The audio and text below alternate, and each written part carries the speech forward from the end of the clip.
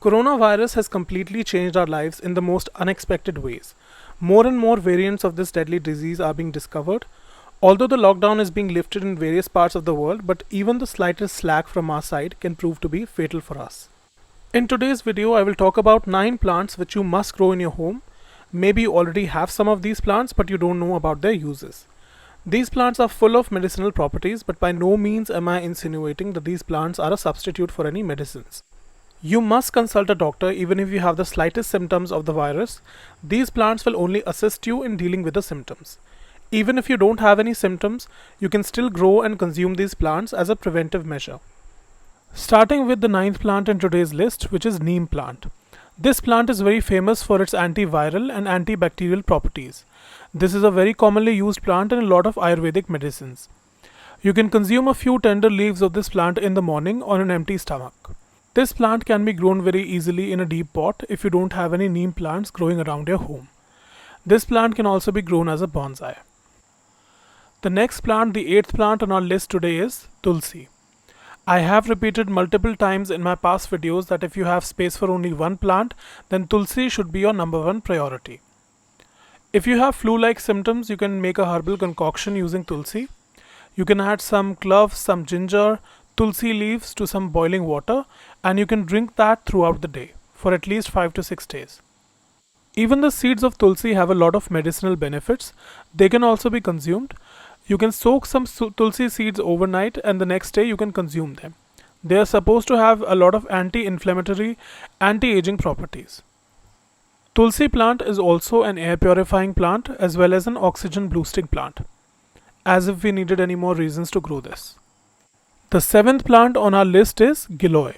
This plant has gained a lot of popularity in the past couple of years due to its immunity boosting properties. Everything about this plant, from its roots to stems to leaves, has medicinal values and is extremely beneficial.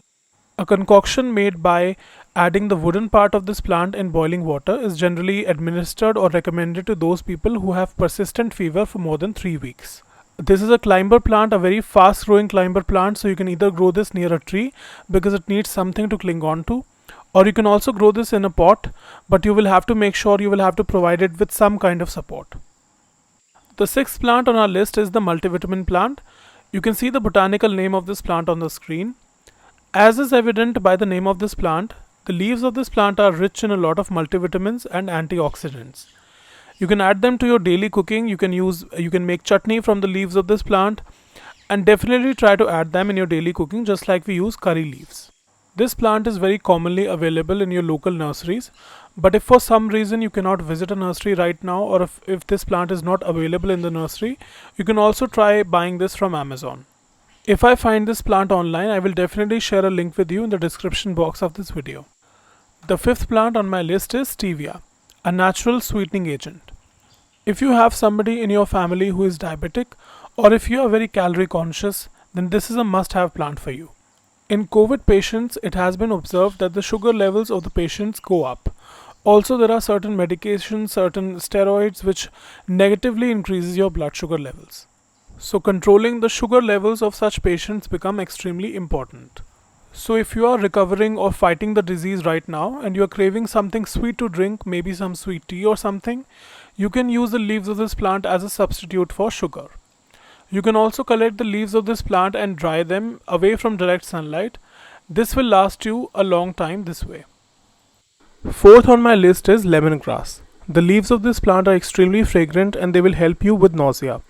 If you are constantly feeling like vomiting, or if you have any digestive issues, you can add this plant to your daily tea, or you can also add this in your soup. The fragrance of this plant helps with anxiety and headaches. This plant will also help you if you have lost your sense of smell. If you cannot find lemongrass, you can substitute it with a normal lemon plant. The third plant on my list is mint. This is a great plant for people if you are having severe headaches or if you have lost your sense of smell. You can take steam using mint leaves and camphor. It will greatly benefit everyone. This is probably the easiest plant to grow in this list, as this plant can be grown from cuttings in a matter of only a few days. Mint leaves also have digestive properties. You can make mint and cardamom tea if you have any indigestion. Second plant on our list is bay leaf. This plant helps with elevated inflammation in your body. It is very commonly observed that a lot of COVID patients face severe elevated levels of CRP. So you can drink bay leaf tea in the evenings. Fresh bay leaves are always better than dried ones, but if you cannot find fresh bay leaves, you can definitely substitute them with dried ones. This plant is very commonly used in Indian cooking. So if you are already consuming 2 to 3 bay leaves in a day, you don't need to drink bay leaf tea, because overconsumption of even healthy things can actually do more harm than any good. Also, I've mentioned a lot of teas in this video till now, so you must be wondering which tea to take when. My personal advice would be to make a variety of teas throughout the week. This way you won't feel bored of drinking the same flavor over and over again. The first plant on my list will be a shock to many people.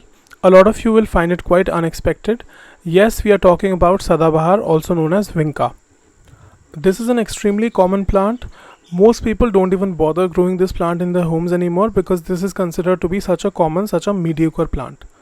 If you wish to detox your body from within, you should definitely reconsider this, and you should definitely grow this plant. Both the flowers as well as the leaves of this plant are considered to be ingestible. You can chew a few leaves and flowers in the morning time. This has quite a bitter taste, so it's not advisable for people who have nausea. There are many varieties of this plant available in the market, but for medicinal Ayurvedic uses, only the common varieties, also known as the Desi varieties, which generally have pink and white flowers, are used. So this was my video on top 9 plants which you should grow in your homes right now during Corona times. I hope you enjoyed the video. I hope you learned something new. I've also made a video on top plants, top air purifying plants, top oxygen booster plants. I'll put a link to that in the description box below. You can check them out if you are interested. So thank you so much for watching. Till we meet again, take care of yourself. Goodbye.